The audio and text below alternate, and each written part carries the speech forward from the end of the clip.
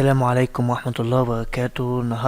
النهاردة جايب لكم بروجكت مهرجان بطيخة قرعة 50 50 وحتحوت شبرا توزيع عمرو حاحة وحتحوت. البروجكت بالمزيكا والدرامزات، فيها درامزات جامدة جدا وكل حاجة حلوة فيها موجودة.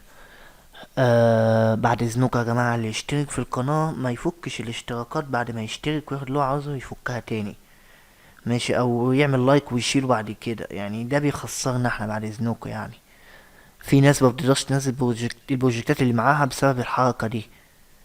فبعد اذنكم يا جماعة محدش يعمل الحركة دي، بعد اذنكم ان يشترك ويشيل او يعمل لايك او ويشيله بعد كده.